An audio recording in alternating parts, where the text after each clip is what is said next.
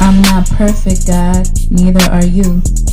Tell these salty motherfuckers to tell the truth. Tell politicians to give up the rooms. Tell silent voters to stand up to the booth. God, it's me. Can you hear my plea? Feeling like I'm lost in this world, can't you see? Demons creeping in, trying to take control of me. But I'm just trying to find the light, trying to break free. I'm not perfect, God, neither are you. But why you keep forgetting me? What did I do? Trying to have a convo, but you starting to preach. Feeling like I'm on a leash. Can't find no peace, find no peace. Living in hell, can't you hear my plea? I'm suffocating, can't you see? Why you let these false prophets roam free?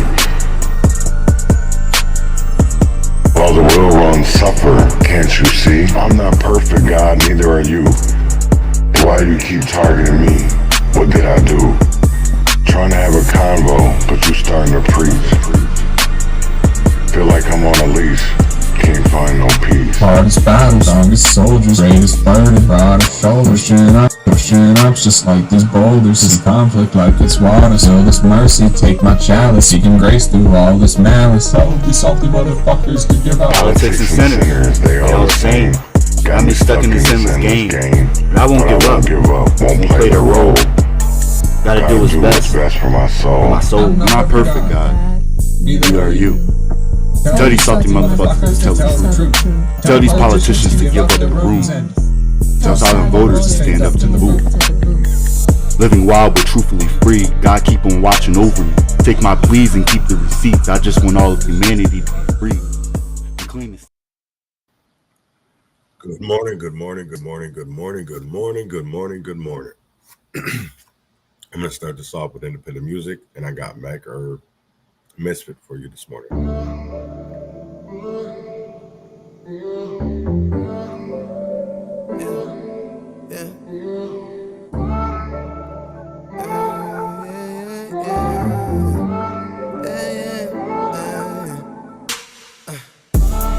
Sometimes I look around and I don't fit in. I don't wanna end up dead or in a prison. I don't wanna slay no rocks, I get addicted.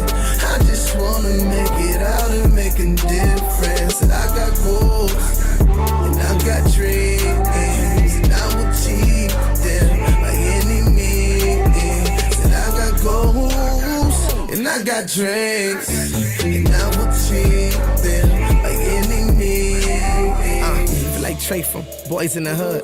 Only nigga on the block with a pops on me in a life of crime, son. It's only two options. End up in a box, end up in a box, That's a casket of prison. They'll entrap your mind with that crack and that liquor. Why you think they got a store on every corner? Only way I free my stress is off the marijuana. Black man in America with paranoia. I gotta make it just to get my dog a better lawyer. He in that cell, but he hit me from the cell phone. That's for my niggas with the leather pelly pals on. I pray to see the bigger picture like a movie screen. We truly kings, but when you born to lose the game, tell me, can you truly dream? It's like I'm living in a shooting range. 4 shots, 2 to the body. The other 2 went through the brain. I got the drive, but they won't let me through the lane. They on the arc like Carrie letting shit fly. Ain't too many niggas made it out of this side. It's a 6 side for the ever was a 6 side. Low end, pouring liquor for my niggas who ain't make it to this moment. I've been zoning, I've been focused on bringing hope that was stolen. Been the motive since the moment I recorded, nigga. I got it for you if you want a nigga.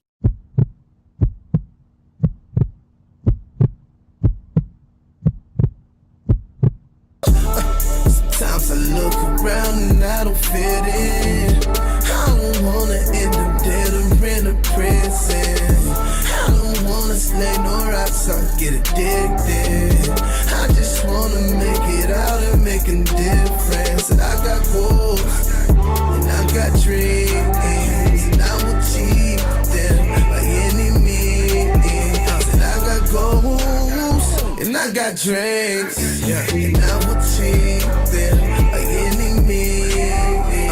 Name a nigga who been winning like me. You just pay your road, my nigga, I'm Spike Lee. Know a couple haters tryna minimize me, cause they afraid what a nigga might be. Now the world's finally into my reach, watch me grab that shit. You say you run the city, you can have that shit.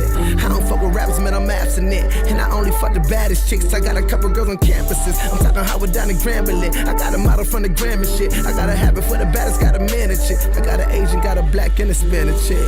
The real love me, what the fake hate me. Northside motherfucker, swear the hood made me. Catch me riding down, pen in that motherfucker bin. They try to say I was evicted like I never paid rent. Disrespect, that's a foul like a penal day. Biggest thing here, nigga, like the MOA. I gotta eat when my dinner plate before we get to bucking like it's Tipper Bay. Hometown, her and watch me renovate, never imitate. Boy, I've been a great, been on center station. She was pissing out your little leg, nigga. God gave me this vision, now I'm expected to get him like that blue and white dress. They can see the same picture. Sometimes I look around and I don't fit in. I don't wanna end up dead or in a prison. I don't wanna slay no rocks, I get addicted. I just wanna make it out and make a difference. And I got goals, and I got dreams, and I will cheat them by any means. And I got goals, and I got dreams, and I will cheat them by any means.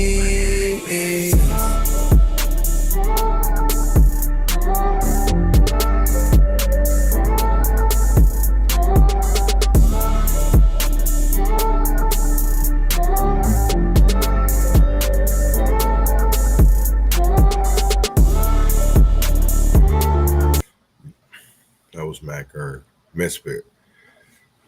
We won't always have a second chance. And that's crazy because I want to show y'all something that I was seeing this morning that came on, right? He was talking about Cornell X and Willie D had a conversation. And I was listening to it and he went on. It was talking about how immigrants are benefiting from the civil rights that Black people fought for. And I wanted to see what his thoughts, were on it. So I started to listen and he made some very great, I think, very good points. And that's what I want to play to start off this morning is Cornell X on immigrants benefiting from the civil rights that Black people fought for. Willie D Live. The government makes the laws, the government enforces the laws as they choose. So if the government decides that, anybody but Black can have a hotel, anybody but Blacks can own this land or build this house, they got ways to make life very, very difficult for you, even if you do somehow slip through the cracks and get to own that piece of property or you get to own that football team or whatever. They got ways to make life very difficult for you.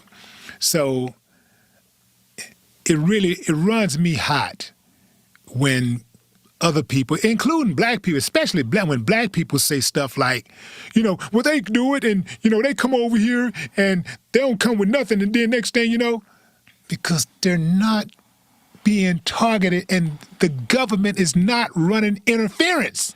Well, they will not. Those immigrants that come to America, it is not fair to compare their plight in America to ours. We have been here a little over 489 years. But for 400 of those years, you robbed the Black man of an adequate and thorough knowledge of himself. For 400 of those years, you made it a law that we were not even allowed to read a book. And if we were found reading a book, you would gouge out our eyes and hang the teacher who was instructing slaves to learn how to read. For 400 years, you passed a law before the Supreme Court called the Dred Scott decision that said no white man was duty-bound to respect the constitutional rights of any Black person or Negro in America. So legally, by law, you set it up for 400 years to oppress us, suppress us, and literally destroy us. And you never carried out experimental secret experiments on any other group in this country outside of Indians and Black people. The Nigerian brother didn't come in America and find the Tuskegee experiment. The Indian coming from India and Pakistan and coming from Iran and Saudi Arabia in the Middle East, you didn't come into America and face experimentation that was purposely by the United States Department of Chemical and Biological Warfare targeting the children, targeting the men and the women. See, they didn't face the Tuskegee experiment. They didn't face those governmental experiments that they're now admitting to that took place in prisons among and on black men. So how can you, an immigrant coming into America, who now you have good rights, but you would not have those rights if it wasn't for the suffering and the soldiering of black people? All of your civil rights you enjoy, Mr. Hindu, Indian, Pakistani, Muslim, Asian, African brother, sister, it's because of the African-American black man's suffering and plight and his fight for equality in this country that you came in and stepped into a ready-made situation for you to be successful. And we never had to bring you into America and reteach you a knowledge of yourselves. You come in with your culture. You come in with your education. You come in with your spiritual foundations, more ways, no ways, and concepts. You come in with a thorough knowledge of your history. But Jesus said a tree without its roots is a dead tree. You made it a crime for black men and women in America to even know their history or consider even studying it for 400 years. And so if you look at the reality of black life in America, how in the hell you gonna come in as an immigrant and compare your plight to ours? Mm-hmm. And I would say to my African brothers and sisters, I love you, but something's wrong in Mother Africa too. When you got African countries have to make it a law to outlaw bleaching cream. The leading cause of cancer among black women in some parts of Africa is bleaching cream. Why is an African government, if your people are so in love with their Africanness, or you now got to outlaw bleaching cream? See, those same colonizers that bit us, balked and bit you too. So be mindful of the real plight of black people in America.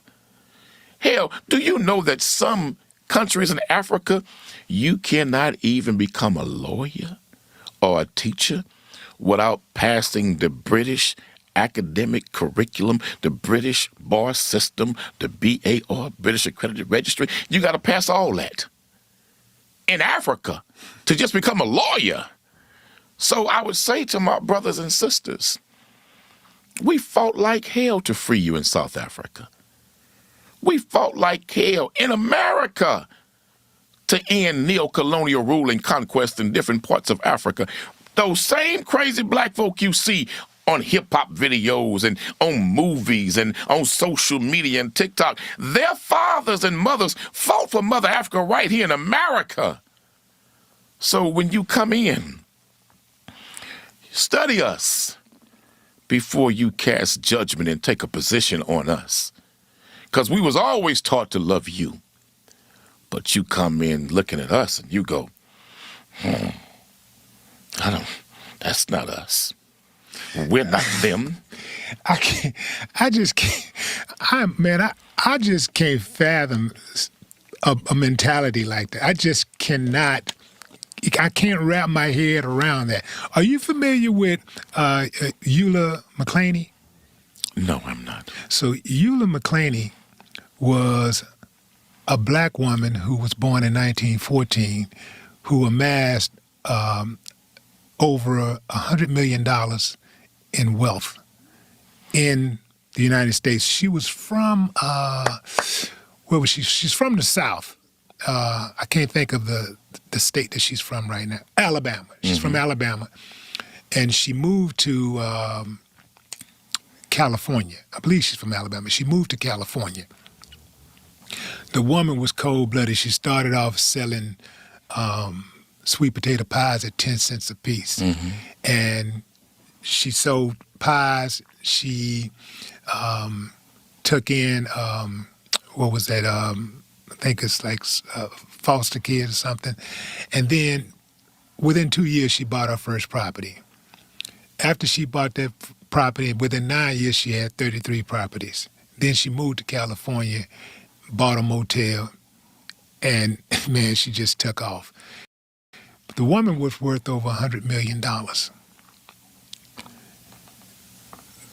These uncivilized mutts, after she died in 1986, I believe, these uncivilized mutts took all of her money, didn't give her heirs a dime, including her kids. They didn't get any of her money. And it was because she didn't have a will and she didn't take care of her business. I'm not surprised. You know, so, but they purposed that to her so they could take that wealth back. So all of that work that she put in, all of those sacrifices, it was gone overnight. It sounds a story similar to Jan Metzenlinger, is the one who established the soles to be created a machine to put soles on shoes and bond them together. They stole his invention and said because by law he was not allowed to register a patent. They took it and sold the patent, and guess what they did with the money? They financed the inception of Harvard University with that brother's invention.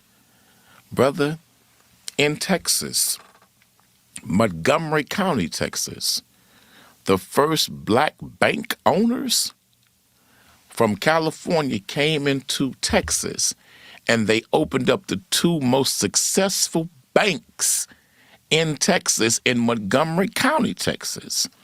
When the white folk found out it was black owned, they trumped up creative financial charges and put both of them brothers in jail and told them they would drop the charges if they handed over control of their bank to new white owners. Right. They just made a movie about that. And that's the story. That is the story. All over America. All over America. When they start talking that pull yourself up by your bootstraps bullshit. Now, that don't mean that we finna lay down. That don't mean that. I'm just saying that context is important.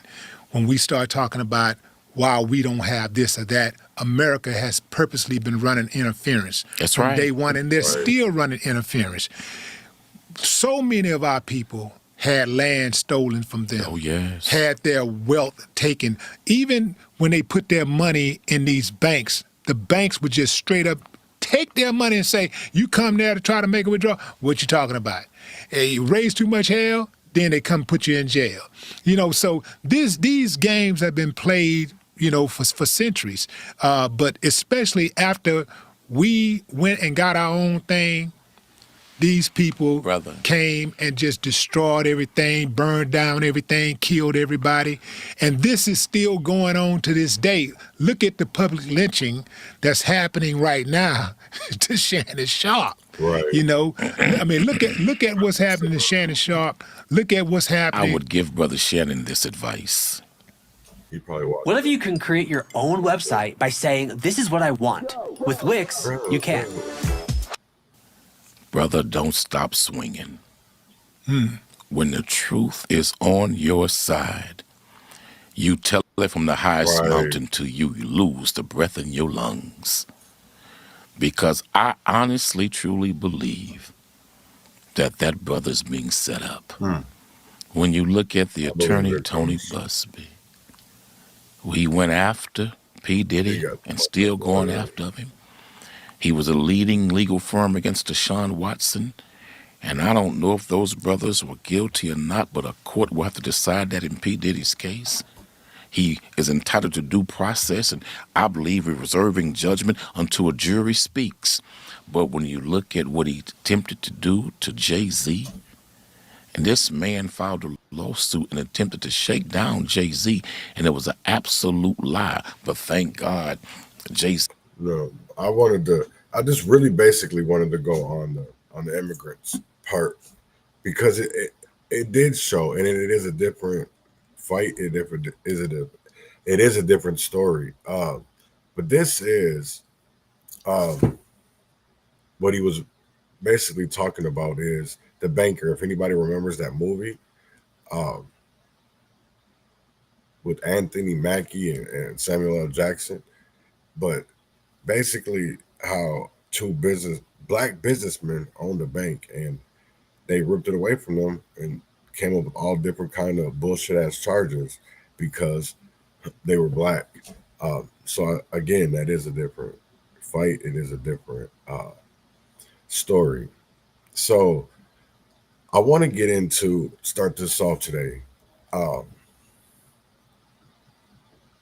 What a lot of people don't know is that, so I found this story very interesting, to say the least. So I want to get into the story about this former teacher and basketball coach may have sexually abused more than 120 kids. A teacher, a coach, a predator, an investigation revealing the making of a monster and the staggering number of children he preyed on. I know I'm not the only one. It just makes my blood boil. These two young men were not even teenagers when they say they were targeted by Aaron Germstead. He was their PE teacher and basketball coach at Excel Academy in Brooklyn Park, a charter school where Germstead worked for more than a decade. How often would he have kids over at his house? During basketball season, every weekend. I probably went almost every weekend. Germstead is now serving 12 years in prison for sexually abusing 4 young boys during sleepovers at his home. This young man is one of Germstead's first known victims. I was about to sleep on the floor in the room, and then he was like, "You can come up here." And I'm just thinking like, "Oh, this is my coach." Then I opened my eyes in the middle of my sleep, and my hand was on his private part. The boy reported what happened back in 2015 to a staff member at Excel Academy, who then alerted his mom. I was angry, hurt, confused. Police investigated, but Germstead was not charged at the time. He then left Excel Academy after the school chose not to renew his teaching contract. But the Fox 9 investigators found Germstead kept his teaching license. And while the school did report him to police, court records show no evidence they ever reported him to the state's teaching board. It's been kind of like pushed under the rug or dismissed. The next year, Germstead was hired at another charter school in Minneapolis, a school now known as Harvest Best Academy. And Germstead would go on to abuse even more children. Germstead targeted a particular group of kids. Underprivileged, young, black kids. Attorney Jeff Anderson has handled some of the most high-profile sexual abuse cases in the country, including against the Catholic Church and the Boy Scouts. He now represents many of the victims targeted by Germstead. Well, he is one of the most prolific offenders I've ever encountered. This is crazy. But we didn't fully understand the scope of Germstead's crimes until now. So yeah, I just found out.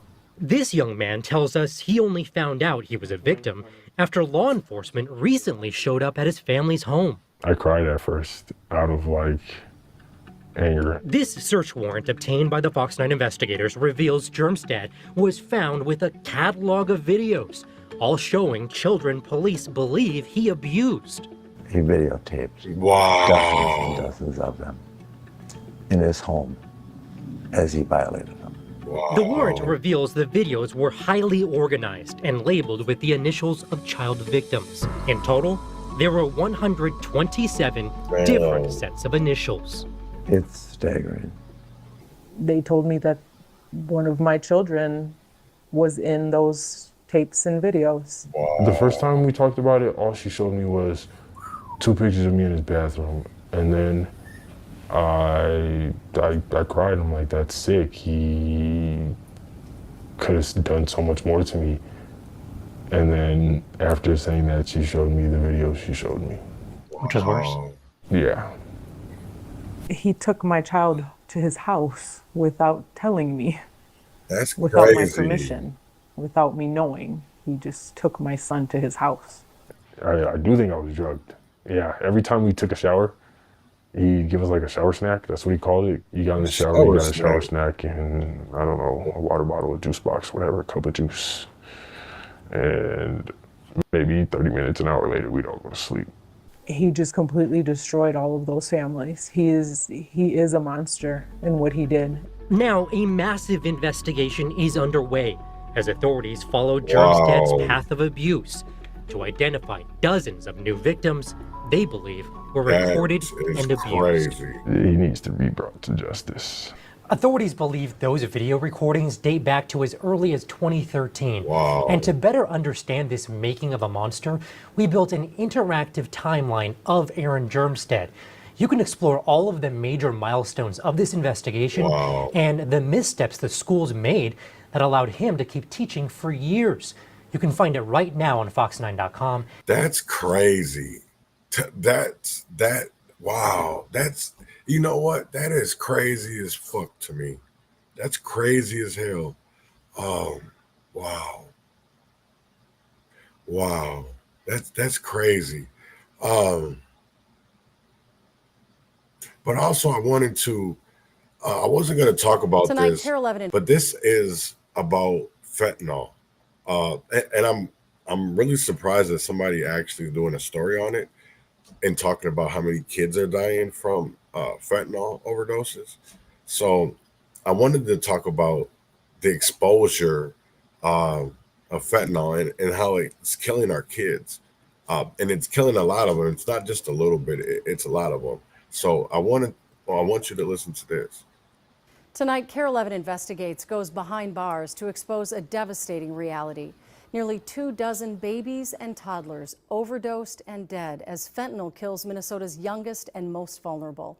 Here's reporter Lauren Lemanchek with deadly exposure. I deserve where I am right now. I deserve to be in prison. From the prison of fentanyl addiction to the Shakopee Women's Prison, I deserve to get justice for my daughter. Tessa Vorlicki is living in hell. I have to wake up every day and just think about my daughter and just think about her, seeing her in a coffin. It kills me every day. She never meant to harm Mivita, her 1-year-old daughter. She was an amazing child. She was the happiest baby ever. Who died after ingesting tiny remnants of Tessa's fentanyl left on some tin foil. It's hard to think about her because every time I think about her, I think about the drugs and things I could have done differently. Mivita, one of Minnesota's tiniest victims in the fentanyl crisis. Data from the state was scarce, but we were alarmed by what seemed to be a rise in babies and toddlers dying of fentanyl. So Care 11 Investigates requested and then combed through state death records. Our research identified since 2020 at least 23 children under the age of 8 killed by fentanyl poisoning. It's a very potent drug. Minnesota Poison Control Director Dr. John Cole says it takes just minuscule amounts to overdose. Wow. The most common reason for accidental fatal drug overdoses in children is opioids by a long shot. And the most common drug of that class of drugs is fentanyl. And while total exposures to fentanyl are unknown, a federal report shows in 2023 alone, more than 1,100 infants in our state born with prenatal exposure to drugs in their system. When Mivita was born, were you using fentanyl? Yes. Damn. And I told them I was doing drugs. Like the whole hospital knew. When a baby is born with fentanyl in their system, should that be a red flag? It should be the biggest red flag there is. Tessa says everyone knew she was using. A police hold placed on the baby at the hospital, and child protection was alerted. So what happened next? Did they give you treatment options? No. What? They didn't even bring me up doing drugs when I talked to the CPS worker. Even though you told them at the hospital and everyone knew you were on fentanyl throughout your pregnancy? Yeah. Tessa received what's called an assessment. The State Department of Children, Youth, and Families says that's standard practice when babies are born exposed to drugs, including fentanyl. With an assessment, it is offering support, finding ways to support, right, working with the family and trying to find accountability voluntarily. Voluntarily.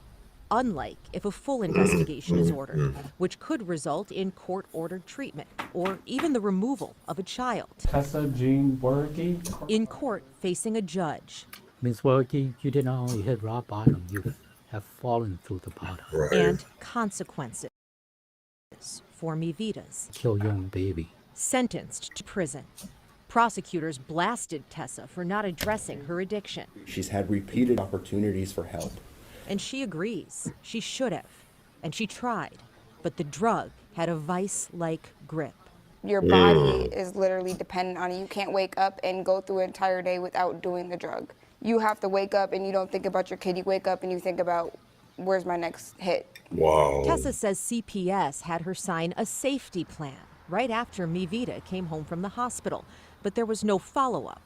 Not when she was arrested, slumped over in her car with fentanyl. Not even when her mother contacted Ramsey County. Wow.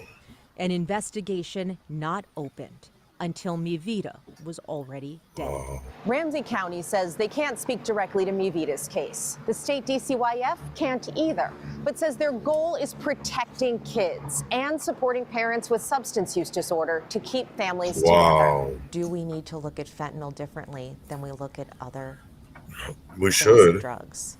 There is a spike happening, and I think we are taking it very seriously. Should we treat this addiction different from other addictions? I don't know the answer to that. Tessa argues yes. I argue yes too. The clock ticking on 2 years in prison. Wow. A lifetime of regret ahead. I look in the mirror and I see her. In my heart, it just hurts. Telling her story as an apology, a plea. Something needs to be done. And a warning. You can't have another human depend on you when you depend on a substance. We reviewed each of these 24 cases and found many situations like this one where babies and toddlers seem to simply fall through the cracks despite all these red flags. Next week, we'll look at what some believe Minnesota needs to do about this. It's such a fair question. Fentanyl is so deadly in such small amounts. Should it be treated differently? It's a great question. And you told me, Lauren, she's just 20. Wow. Just 20 years old. And I have to say, I think it is very brave of her Yeah. to come forward and try and prevent this from happening to another family. Speaking to the state, they're acknowledging there is a spike in fentanyl deaths among children. They say they're working to figure out what to do with it. And I think Tessa's story might be instructive. Wow. I got to say this is that for any type of parent that comes out here and made mistakes and they're trying to make sure that other families don't, I think that's a beautiful thing. I think because we take care of each other, you know what I'm saying? We keep each other safe. And that's just crazy of when we're asking, because I will be honest, right? I know just a couple days ago, maybe it was yesterday, that they asked for a bill again for reparations. Like, come on, man. I'm going to be honest. We know that's not going to go anywhere. It's not. The climate that we're in politically, that's something that we'll probably never ever see, right? But I do think we can come and compromise into and make our neighborhoods and communities better. I do believe in that. But it's just wild as hell of like every story that we see, it's coming to be more and more about parents making bad decisions, but also state and county fucking up.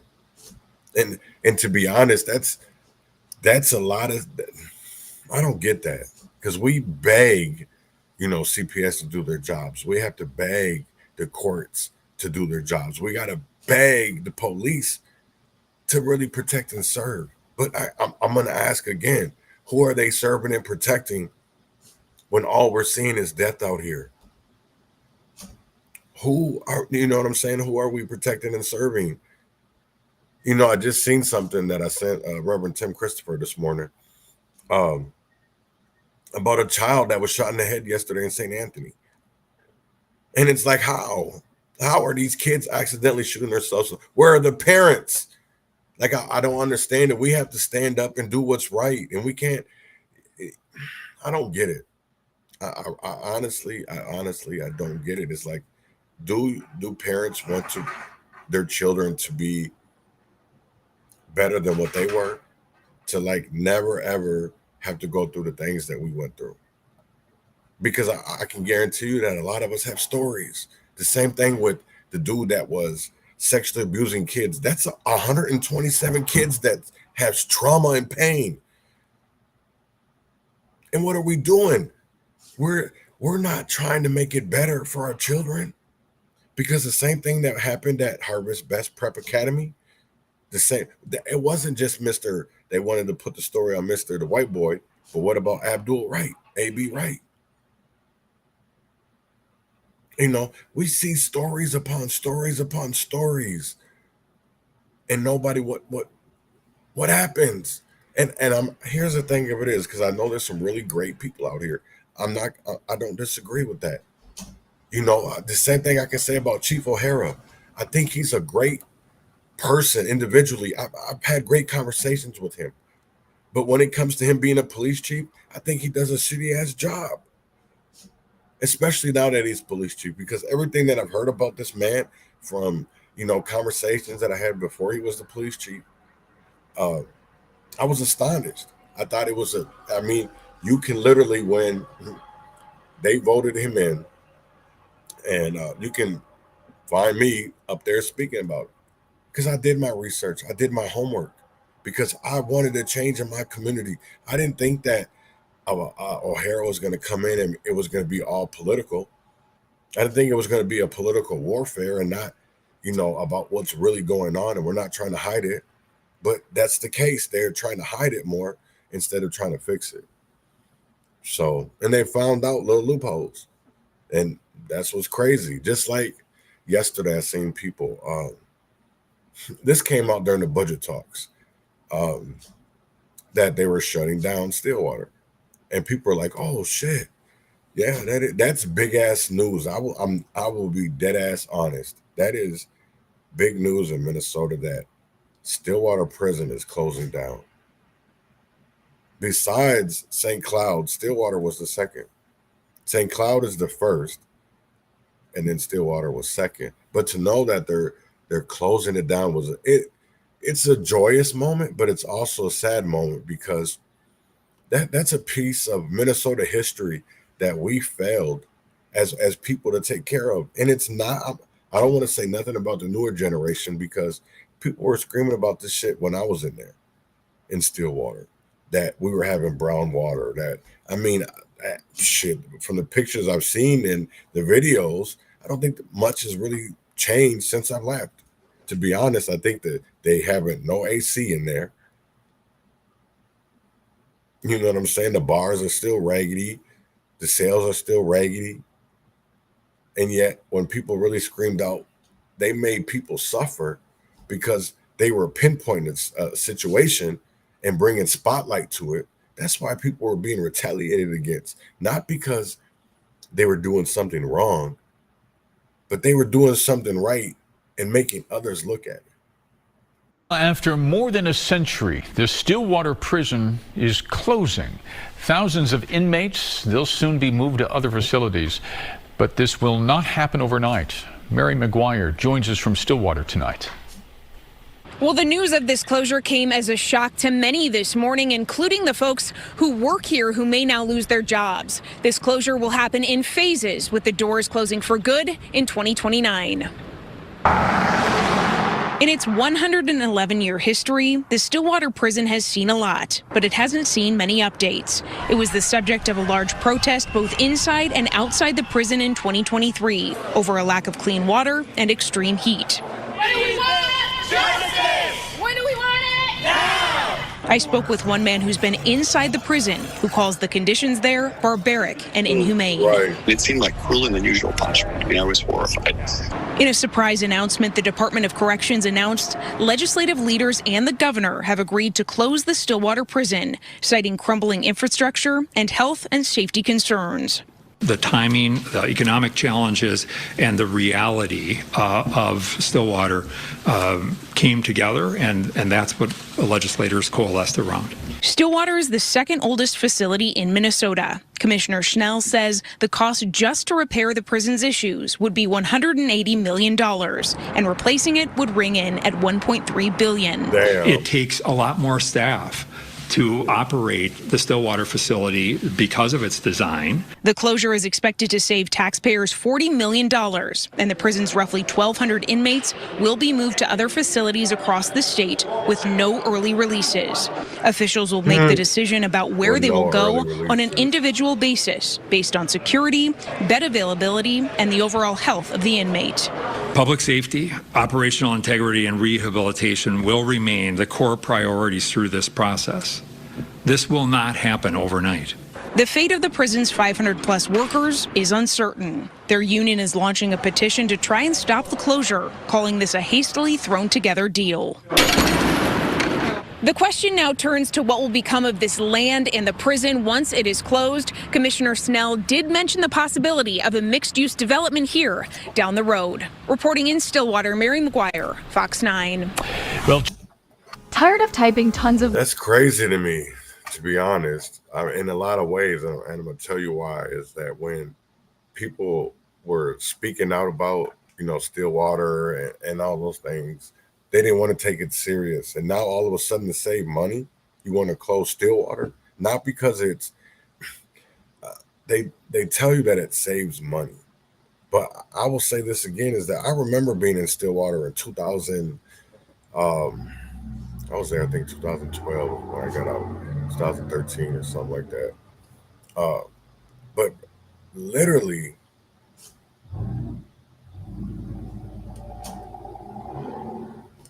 of being something that you could never ever imagine, and then all of a sudden it's bad. I honestly don't get that. I don't understand it. Because that's wild. That's wild as hell. That's wild as hell. But even about this fire that is going on in northern Minnesota, during the that's by the boundary waters, and that is something that we can honestly say that we have never ever have seen anything like this in Minnesota and for years. I think this is something that we've seen it on the news, we've seen it in other states, but it's something that we have never, ever actually truly seen here in Minnesota. So here is the Minnesota fires up in Brimstone. And the change in forecast, also a huge welcome sign to crews working on the wildfires in northern Minnesota. In fact, authorities say it's helped with both getting to those fires and working on them. The weather is moderated a little bit.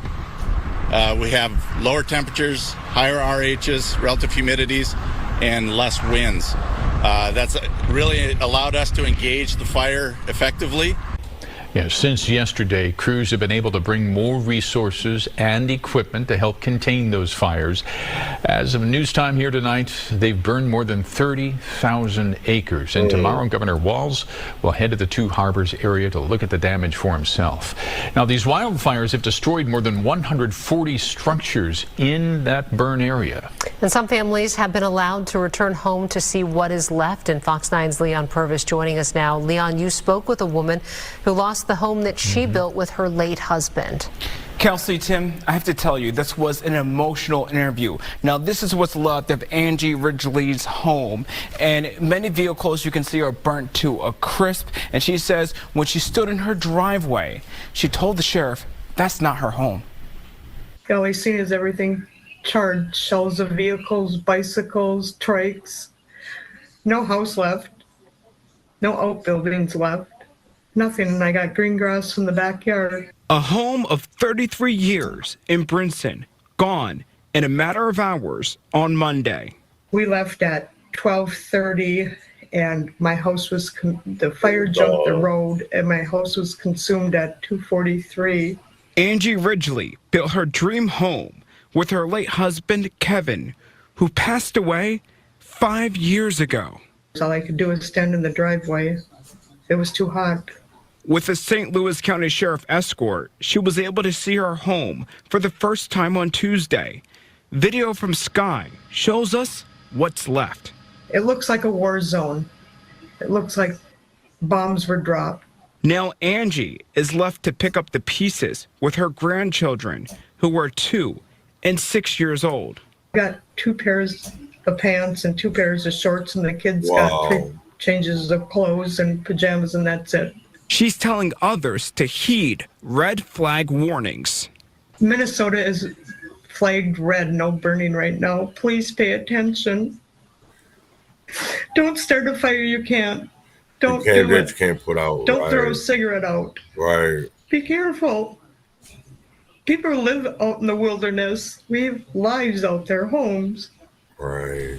Angie says she's been on the phone with her insurance company for the past few days on how to move forward. If you'd like to help her and her grandchildren, we have information on our website, fox9.com. Go to Fox 9 if you want to help this family out. They literally just lost everything in a fire that we will probably never actually have ever seen before.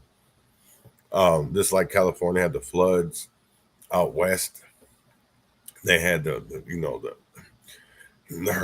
shit everywhere, had everything actually. Hurricanes, earthquakes, floods. That's all we've seen it in so much in abundance that it's crazy as hell to me, right? I want to get into next, and this is what I want to kind of finish out on today, is the budget talks in Minnesota, because I do believe this is going to affect a lot of people. And I want to get into it because I honestly feel like this is a bad deal, and I'll go into it, but I want to hear Fox 9's budget talks between Walz lawmakers already in jeopardy. May have started unraveling just as soon as it was announced. Several progressive legislators interrupted the governor and leaders rolling out the agreement. Fox 9's Corin Hoggard was there for all of it, and he is now live at the Capitol. So, Corin, what does this disruption tell us about what comes next?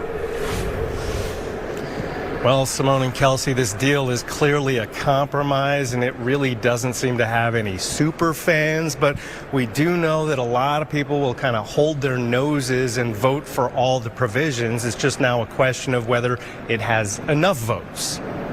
A universal budget agreement that has been made.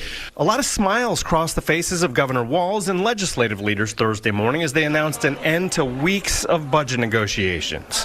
But before they could finish describing the deal to the press, an interruption came from outside. Progressive legislators knocked on the door, angry about a compromise to get adult undocumented immigrants off MNCare. And they know that these individuals' lives are threatened by the removal of that health care. And it is personal, and it is visceral, and it is warranted. And I'm not going to sugarcoat how difficult this was. Then these lawmakers are there. They have their voice heard. We'll vote on this. We didn't expect everybody to be happy in this. I think many of us compromised. From the anteroom of the governor's office to a packed press conference, progressive members shared their displeasure. The program has cost 32% more than projected so far and has almost tripled the expected enrollment. But 33 members say they'll vote no to any rollbacks, even a DFL compromise leaving children with coverage. I think they made the political calculus that to do the least harm, we think this is major harm to tens of thousands of people, so we don't agree with that. And the party's compromised on a lot of other issues as well, including private school funding, paid family and medical leave, and unemployment for seasonal school workers. Now, there was one notable absence at that press conference and among the signatures on the budget deal, and that was the Senate GOP minority leader, Mark Johnson. But he told us later he's, at this point, just really not sure how his caucus will vote. Live at the Capitol, Corin Hoggard, Fox 9.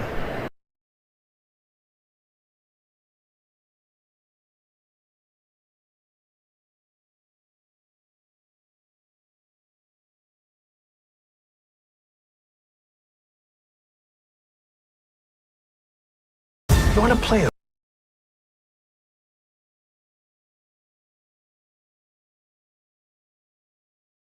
Walz and legislative leaders announced a budget agreement today, but it immediately sparked division and a chaotic scene. Chief political reporter Tom Hauser was there when more than a dozen DFL lawmakers stormed the governor's office, and Tom joins us live now from the Capitol.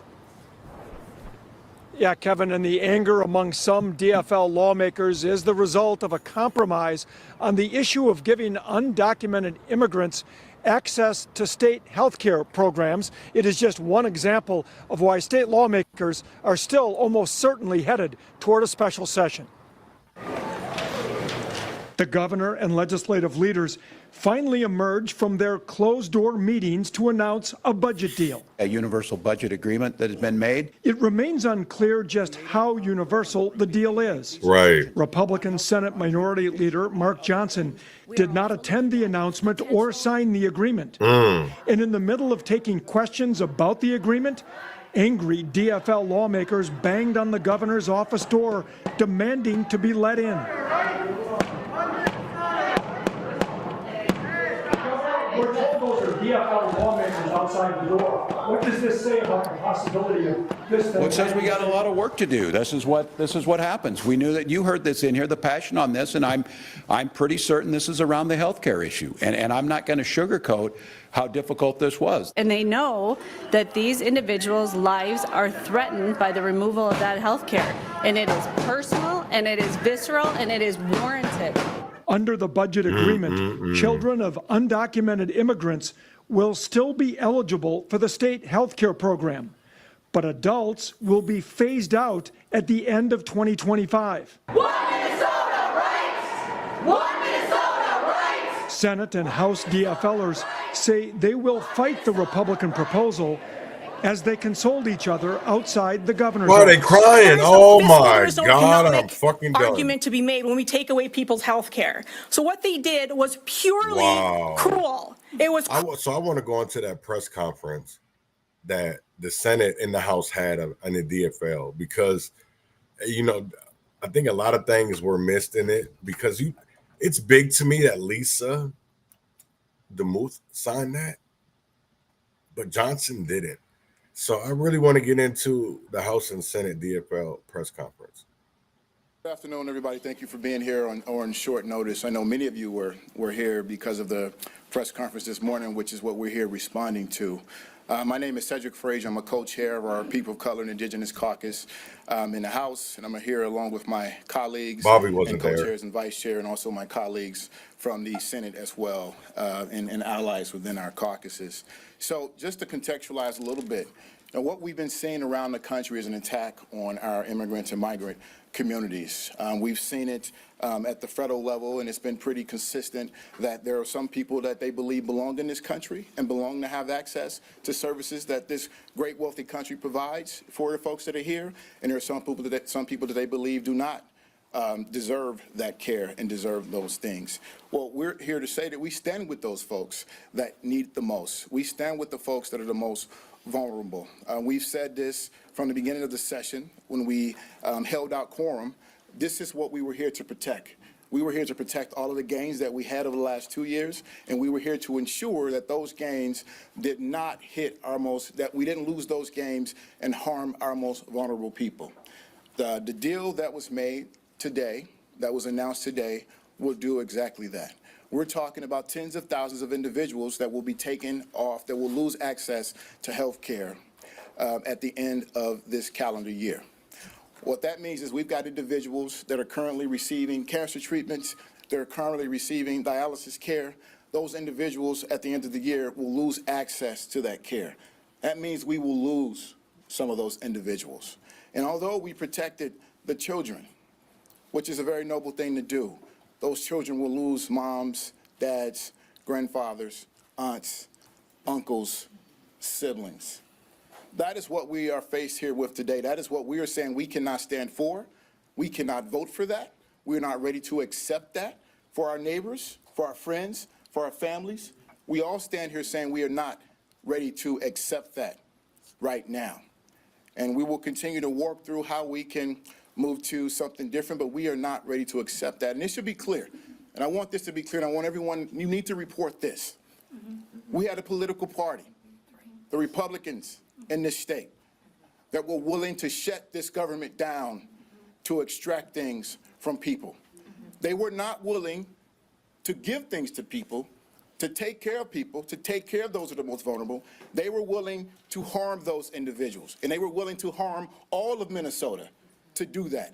That needs to be clear. I don't think it has been said at all, but that is what we were faced with. And I will say this before the questions come. Democrats, we have this problem. We care about people. We truly care about people. And we are willing to make sacrifices if it means causing the least harm. That is what you saw our leadership do. We're not willing to accept that, but that is what you saw our leadership do. They were not willing to harm millions of Minnesotans. That has never been the way that the DFL has operated. But the Republican Party, not only at the federal level, but at the state, they don't seem to have that same kind of care and human decency. And we need to call that out at every single step of the way. They were willing to throw our state government into chaos the exact same way that the government has been thrown into chaos at the federal level. And we still have not felt all the impacts of that yet. But our Republican Party here is in lockstep with the federal way of doing things. And we do not stand for that, but we also do not stand for this deal because we will not stand by and watch vulnerable people, our neighbors, our friends, our family members in our community be harmed. I'll stop there and I'll turn it over to the next speaker. Thank you, everyone, for being here. I'm Senator Elise Mann from Senate District 50. I want to just put an exclamation point on what you just heard, and that was that we had negotiations with a party who does not care about the well-being of people, with a party who was willing to throw the entire state of Minnesota in disarray, to shut down the government, and in return for not doing that, they wanted to take away health care from 20,000 people. That was their priority. Their goal was to take away health care from people, and under the guise of fiscal responsibility. There is no fiscal responsibility when you do this. When we take away people's health care, they end up in the emergency department. It costs more money for everyone in the community. It costs hospitals more money. It puts our healthcare system in disarray. It makes our healthcare system weaker. Of course, families fall into poverty. So there is no fiscal, there is no economic argument to be made when we take away people's health care. So what they did was purely cruel. It was cruelty dressed as fiscal responsibility. There is no other outcome for when you take away people's health care. And this, I will say this again, was their #1 priority. So what we have is a party who was willing to take away insulin from diabetics, inhalers from people with asthma, cancer treatment from people who just want a few more years with their children, all for political points, all for political gain, to say that we protected essentially homegrown Minnesotans. But all these other people who look different, who speak a different language, who have different customs, we do not care about them. We will not pay for them. We will not welcome them. And they can suffer, they can die, and we don't care. That's right. That's what happened today, and that's why we are here, because we are not going to let this go down. We are going to fight this till the very end. Every person who lives in Minnesota is a Minnesota resident. They are part of this economy. They contribute, they work, they raise their children, their kids go to school. They pay $220 million in taxes per year. That's right. And we're not going to let them sit, turn around, and die. One Minnesota. Right. One Minnesota. Yes.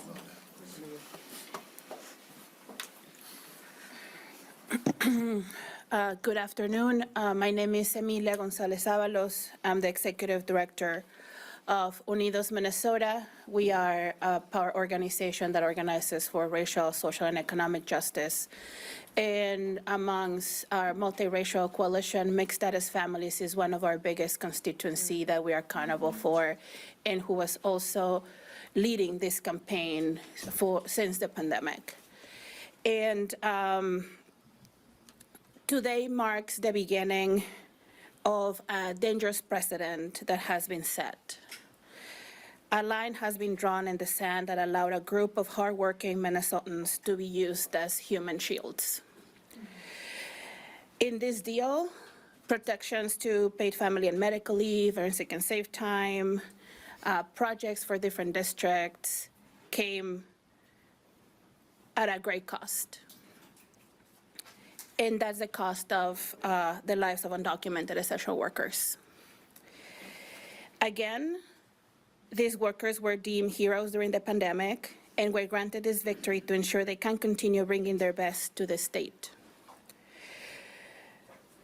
To our elected champions in the House and the Senate, Thank you for helping us bring attention to what happens next.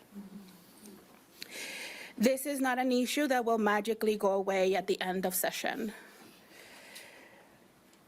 A countdown has begun, and people that were receiving treatments for life-saving procedures now have through the end of the year to continue receiving this coverage. These are people that were paying premiums to Minnesota Care, people that are overemployed in essential sectors in our economy. This care was not and has never been free. To this, we say we will continue to show up for us and for our community. We hope earlier that the three bodies of government really helped as MVPs during this process. We were simply asking for solidarity so that the conditions that occurred during the pandemic were never repeated. Our neighbors without status continue to show up every day without PPE, without protections, and without preventive medical care. To Speaker Demuth, the private insurance markets are not the answer. They were not the answer for regular Minnesotans, for citizens of this country, and they're also not the answer for undocumented people. If they had been, then these longtime Minnesotan taxpayers would have already been covered. Many make minimum wage, they work as contractors, and they're offered very, very little benefits. To Minnesotans, this is not who we are. We simply do not abandon our neighbor during the times of historical attacks in our community. To the mixed status families, we have a trajectory of doing very, very hard things in order to survive, in order to belong, in order to make ends meet. This is a great task, but it is not greater than us. To the sons of daughters of undocumented parents who are worrying right now of what's going to happen with their family members, with their loved ones, this is a time. This is a time for your path to grace and show up in leadership. Join us.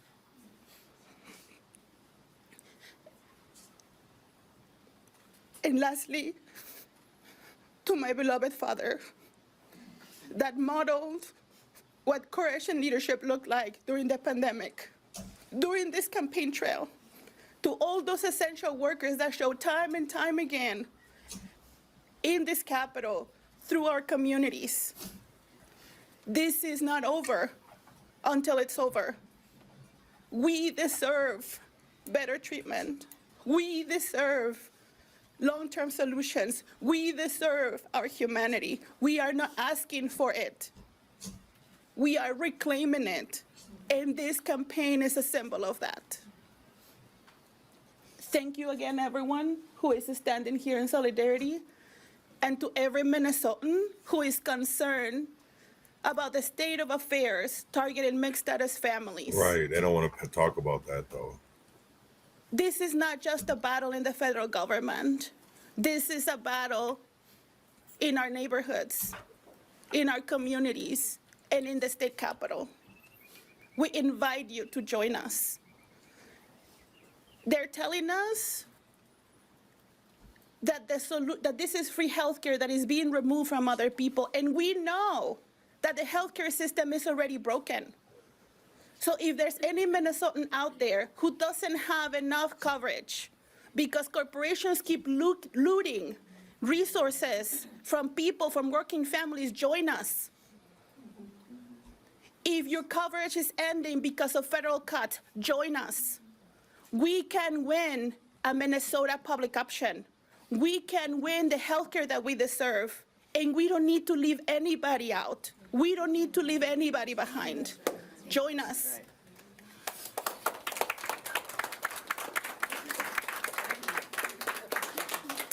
We'll open up for a few questions. It was your own party's leadership, of course, that made this deal with the Republicans. What was their dialogue like with you? Did you have any input on it? I'll repeat, DFLers care about people. I think they made the political calculus that to do the least harm. We think this is major harm to tens of thousands of people, so we don't agree with that. But at the end of the day, when you have a party that doesn't care about whether we shut government down, that will lay people off, that will remove services for Minnesotans, that means things will not be taken care of that we need to make our state go and continue to be great. You have to make decisions, you have to make compromises. They made that decision, but again, it falls on the foundational thing that we care about people.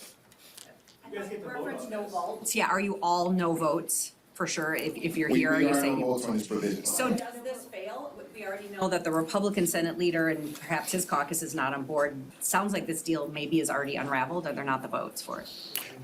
Well, I think if for this provision in particular, if you don't have the votes, then you don't have a bill. Do you know if DFL lawmakers are going to vote no on this? I know that the folks standing up here right now are going to vote no on this provision. To battle this over the next 4 days, and I know we're kind of asking about the numbers here of no votes, but I mean, is it possible to keep this from passing? I can't say what's going to happen today, but I can tell you we're here for the mere reason that we're going to continue to fight this. I mean, does that maybe look like holding out, going to the floor session? Does that maybe look like? I think we've been clear at this point that it means that we're not going to vote yes on this provision. To be clear, Representative Frazier, are you talking about, I mean, this I think would be in the health budget, are you guys focusing your attention to just that part of the budget, or other budget bills would you be willing to vote for? Right now, we are focused specifically on this particular agreement. So you're not going to hold up other budget bills? We still have some conversations to have about strategy for the next 4 days, but right now we're focused on this specific provision. You just met with the governor. What did you talk about? What were those conversations? We shared exactly what we're sharing here. What would it take for you to be a yes vote? Fully keeping the care that was passed by the we need to find either that, or we need to find a way to make sure that we ensure that these individuals continue to get the care that they need. What did the governor say to you? I'm not going to share that. Can you tell us where the money would come from this in your perspective? No, those are conversations we still need to have. We are a wealthy state. Right now, it's already in budget. Yeah, we already have it. Well, you want, go ahead. Yeah, so right now, the money is in the budget. We have the money for this program. It's there. And it's costing far less than what we projected it would cost. Actually, it's 32% more than it was projected at the last count, and that's because That's not true. No. It is. I have the It's not. So they said it was going to cost $200 million over 4 years. They modeled that after an MCO capitated program. They said that 5,000 people would sign up in the first signing period. And they said that there was 40,000 undocumented people in Minnesota. About 6-7% of those would be eligible for this program, which would put the program at 27,000 to 28,000 people. Right now, 20,000 people have signed up. Yes, they signed up faster, but still well within the estimate of DHS.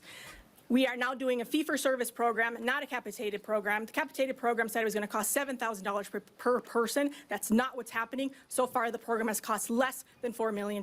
It is costing less than what was projected. If we double our numbers, we'll still be at less than what was projected at the $200 million mark. projected less than $3 million for this point, and it's at 3.9. You want me to start over? I'm telling you that this is what DHS so says. again, because the sign-up has been faster, which just shows you the need that's out there of people not getting the care that they need. But all the numbers are still well within and well below the projected cost at the 4-year mark. How many of the 20,000 are adults versus children? Do we know that? It's about 17,000 adults. Damn, it's not many kids. For Amelia, you mentioned how private insurance is not a viable alternative. Would you be able to speak to, if you have numbers, but if not, would you just be able to speak to how many undocumented immigrants are on Minnesota Care? So there were a lot of questions there. I'll answer the question about market products. We have a crisis in the country, from working families, the working poor, that are in this threshold between eligibility or affording a private market product. In this case, these are folks that, other than their status, they are eligible due to income, and there's a criteria of documentation that they need to submit to be able to prove that they are working poor. What I mean to say is that in the country, we have a medical system problem in which working families have to choose between paying their private market products or pay their daily activities, pay their mortgage, pay their rent, be able to afford their lives. And this community is not an exception. So what we know about the failures of the medical healthcare system is transferable to this community. We live here. We have been living here for a long time, mixed status families. We choose Minnesota home for different reasons, and predominantly community networks. But overall, that's what I can say about that. We'll take one. So there are about 20,000 people enrolled in the program. Of those, about 3,000 are minors or children under 21. So in California, which also has a program like this, Governor Newsom has proposed allowing people who are already enrolled to stay on with small premiums. I know some Minnesota Care folks already pay premiums, but freezing future enrollment and continuing to protect, kids on the program for all. Is that something that you'd be open to as a outcome? I'm aware of the Newsom plan. That is not what we're thinking. We want to make sure we keep people, allow folks to continue to have access with health care. We want people to continue to have access now and into the future. Thank you all. They don't even care about us. They don't really care about us. Right. Also, Nicole was there. I didn't even see her. I'm glad you pointed her out. I didn't see Nicole Mitchell. But I did notice like Bobby Champion wasn't there. Who else did I see? So I don't think our budget, this will be, it'll be passed. I don't think that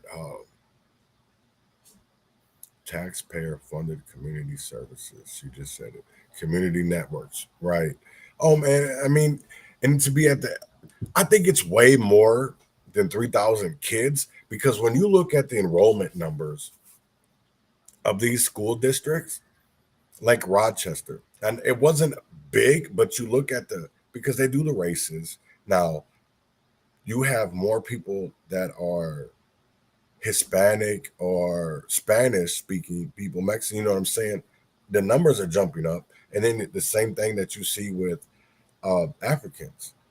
So I really agree with Cornell X when he said that you have people coming over here and we're not even taking care of the ones that we made sure had to start with nothing and aren't doing anything. But yet the people that come over here from other countries, we're supporting them. We're just giving them everything. And I think that honestly is a problem. Now, this morning I did look for a GOP press conference on this. I haven't found one. And if they did one, I'm not sure. I don't believe they did. But I think a lot of them have spoke on it. Some of them have, I shouldn't say a lot, some. And I don't know if this is something that is, to me, is not passable. For one, I don't care if it's the kids, I don't care if it's the adults, because I know people here in America, people in Minnesota that are American that can't even get health insurance because either they make too much, our qualifications and how people qualify for certain shit is stupid, is ridiculous, because I know people that have went to prison for stealing diabetes meds so they can stay alive. They were stealing, what is that, insulin, so they could stay alive. And yet we're trying to penalize them. We're trying to demonize them for making sure that they stay alive. Come on, man, it doesn't make any sense. You know, even with the whole thing with Stillwater closing, that really, they should have done that years ago. The same thing when it came to the sexual predator teachers. we keep on seeing this over and over and over and over and over again. Doesn't matter. We spotlight the Twin Cities because it's a bigger community, it's a bigger neighborhood, right? But what about Rochester? What about Duluth, Owatonna, Albert Lee, Jackson, Bemidji, Black Duck, Crookston, Deep River Falls, places like Hibbing, International Falls? We're forgetting those communities. You know what I'm saying? Because I will tell you this, is that you go to Austin, right? You even go to some of these Mayo Clinic. I was just there this week. It's crazy to see how much diversity you actually do see. You know, I don't know. I can really say that honestly, out of everybody in my care team that I went to go see, Plainview, right? That I went to go see, they were mostly foreigners. And I'm not no disrespect to them, because I have some very great doctors at Mayo. I don't like Mayo as a whole, but I try to make sure that I have the right doctors. And I won't be going back to Austin anymore because I'm going to Rochester. I feel like you get a different medical, treatment. I've had, and to be honest, like my neurologist said, I had so many smaller strokes that just really finally led up to the big one. And they had brought up, my neurologist said, well, that's kind of crazy. Why did you leave Red Wing Mayo when you were in the emergency room that day? I said, because they weren't doing, when I was saying, like, there was a lot of things going on. And I said, I didn't believe that I was getting the fair treatment that I needed. So that's just crazy. Teacher just got let go. That's good. Because we do need to see that more, but we need to see it more that people are being held accountable. We need to see the responsibility that these things won't ever happen again. Because like I say to Kent Pickell, or I say to the Minneapolis Public Schools, whatever she is, superintendent, I think it's sales. When are y'all going to actually care about the kids? When are y'all going to care about the kids? And I haven't seen many people talk about this, but there was a referendum in Spring Valley in Kingsland, their school district. They wanted to get more money, and the voters, they didn't go for it. They did not go for it. I was like, damn, it's really ended up being like this nowadays. And I don't think people fully understand what it comes down to. And it's really, really, really ridiculous. And I think it's more if people understood of where they came from or where they were going, or, you know what I'm saying? Because we definitely we're not doing that. We're not teaching people to be better. We're not teaching people how to survive for themselves. So I want to get into, I saw this, and a lot of people don't know about Nottoway. They should, because it was on fire, but this was a plantation, one of the oldest in Louisiana, from like the slave days, that was still up here. So this is drone footage from that White Castle, Louisiana.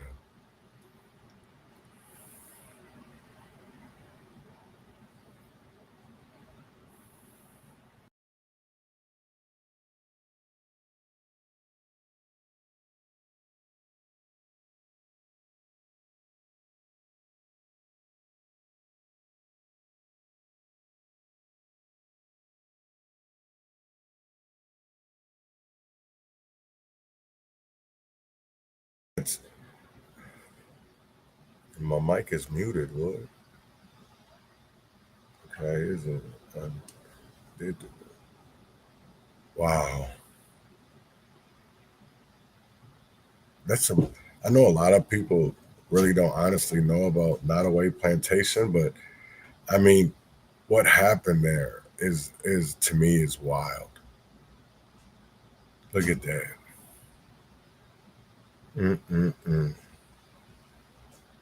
Wow. Wow. That's sad. I know some people got that were workers there. They left with artworks and furniture because there was people. I guess it's I don't know if it's a museum or what, but people did leave with some memorables from there. But I don't think it was enough. 'Cause, I mean, some things really went down the drain uh, that they'll never ever will ever see again, and that's crazy. But if you want to get rid of the truth, how do you do it? You like Cheech and Chong, blow it up in smoke. Wow, man. That's crazy. Just to see all that go on.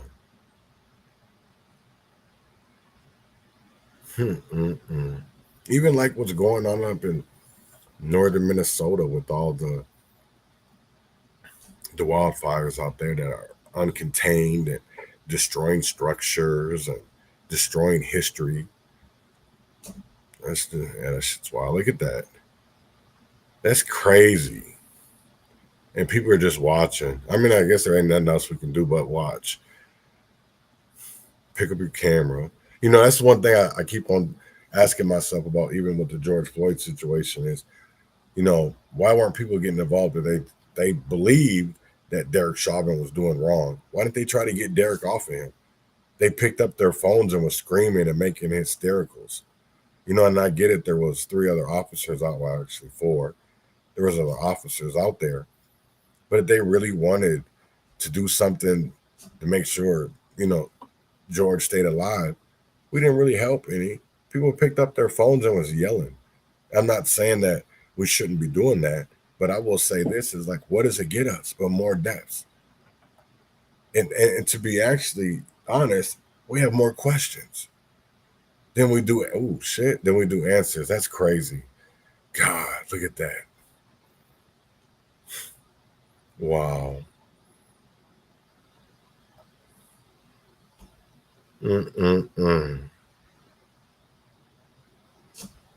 Wow. I bet you the people that owned that back in the early days, or bet you to turn over in their graves, just, oh, damn, just knowing that this is happening.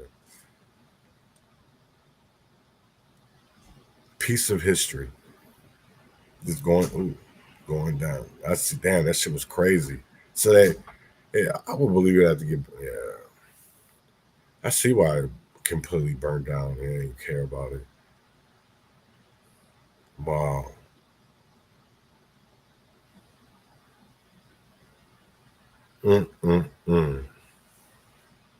That's sad. You know, I know it brought back up a lot of bad memories for people, you know, especially with their, I don't know if anybody's currently alive that was, that lived, you know, on a plantation or that were slaves of the family members, or they're still alive. But it's really, really, really wild. Really wild, man.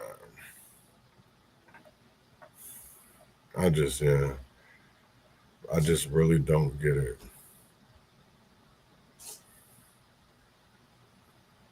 Walls. I don't care about walls.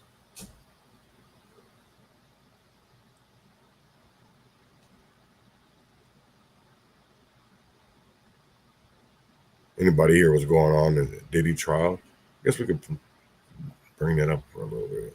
What's going on in the Diddy trial? Not that really people should really care. I don't know. Maybe you should. I don't even fucking know, to be honest. I just know you heard there's a lot of weird stuff coming out. I will say that.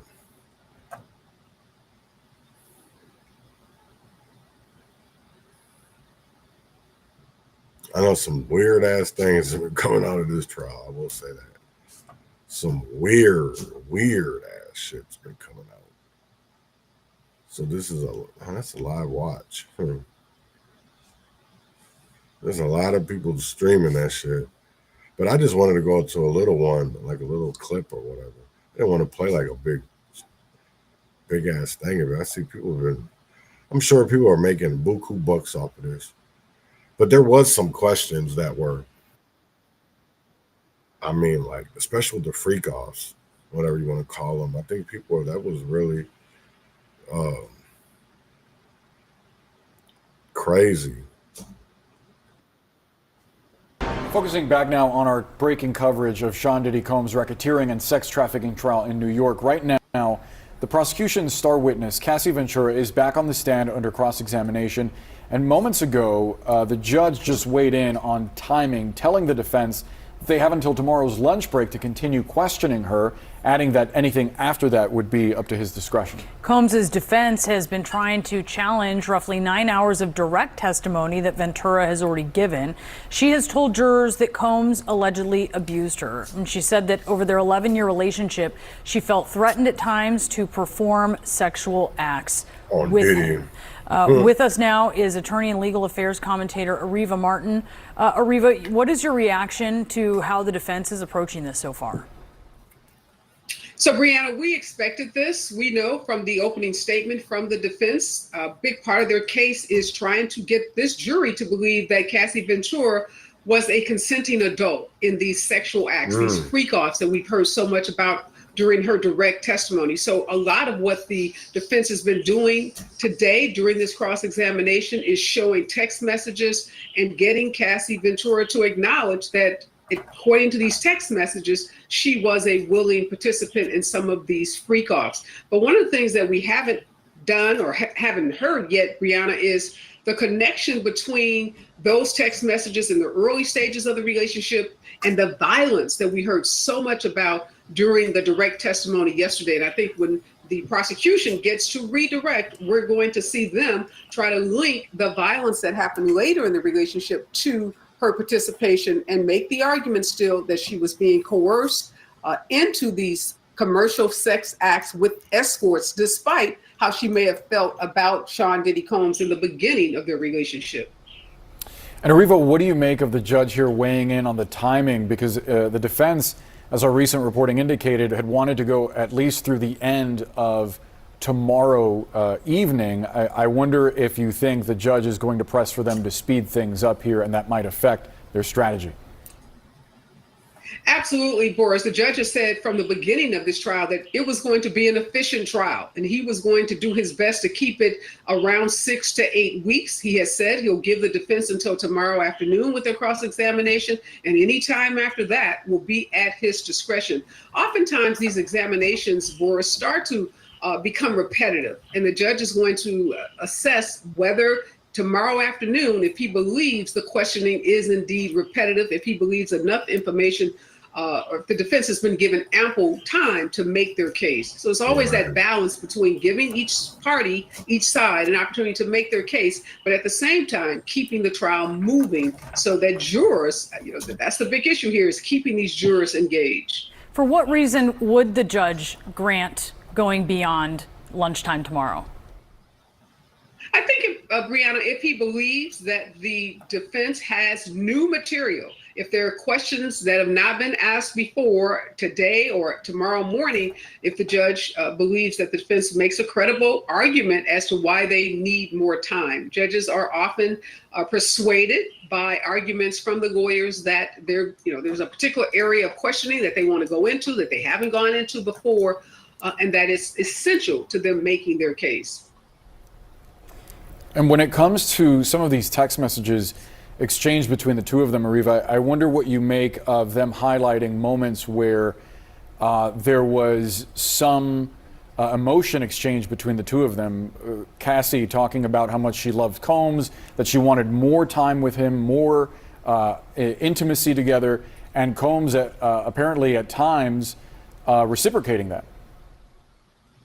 Well, we know from Cassie's testimony yesterday that she said she was in love with him, that she had really strong feelings for him. And a big part of what the defense, again, is trying to make the case for is that these text messages are evidence of a couple that were in love, that chose to bring third parties into their sexual relationship, and that at all times Cassie was a willing participant. But again, trials are marathons. So good day for the prosecution yesterday. Some may say a good day for the defense so far today, because they are establishing that at least in the early stages of the relationship, there appears to have been some form of consent. Wow. She's given a lot of Time on that stand, Jesus Lord. It's Friday. I hope everybody has a great weekend. I will be back Monday, and I hope to see y'all same time, same place. And we'll get more into the budget talks on Monday. But here is D1, Call It Like It Is. And when I fail, freedom or jail, heaven or hell, wish me well, and I'll see y'all Monday. I want to be empathetic, my heart like D1, but I will. Rock T go crazy. Yeah. I don't care what these people think. I'm trying to make these people think. What's up, Kendrick? We flipping tables, man. Call it like it is. All right. Y'all done turned this culture trash. These so-called legends ain't no legends. I don't care if they sold millions. All you hearing they message. Poisoning our whole community. Everybody hypnotized. Why you think nobody respect black people? No big surprise. Call it like it is. And I love New Orleans, my city, but I love Galway more. I don't care if none of y'all with me. We celebrate being stupid, and everybody's so gangster. But when you clock in for that white man, you be on your best behavior. Hold up. Call it like it is. Yeah, most of media people lame. Y'all was never really cool before you got inside of this here game. Instigating y'all being messy. You ain't helping nobody grow. Tell Joe Budden I'm on a mission, so don't butt in, Joe. Man, I'm going. Call it like it is. No, it ain't no pressure on me. I'm applying the pressure. I'm powered by G-O-D, and we gon' be, alright? That's what Kendrick Lamar said. And in the words of Lil Wayne, the sky's the limit, yeah. So call it like it is. Call it what it ain't. Call it what you want. No, I ain't on that train. I'm speaking from the soul, and I don't care who feel it. Yeah, hip-hop is dead, and y'all the ones who killed it. No, I am not impressed, and I say that with my chest. Don't try to call me preaching, refer to me as blessed. So call it like it is, and call it what it ain't. Call it what you want. No, I ain't on that train. Y'all boys claim to be some soldiers, but you soldiers ain't no soldiers, man. I told you and I showed you. I'm a soldier for life. Stop playing dumb. It's good versus evil. It's only two sides. Class in session, y'all need to attend, just like my shoe size. Murder music hit different when somebody in my crew died. The biggest gangsters in rap got blind hair and blue eyes. We getting pimped. What y'all wanna do, guys? Your new single just dropped? Yay. Time to entertain us with new lies. Whoever said I'm canceled, man, I'm laughing in these people's face. I work for God, dummy. My impact could never be erased. Tell America.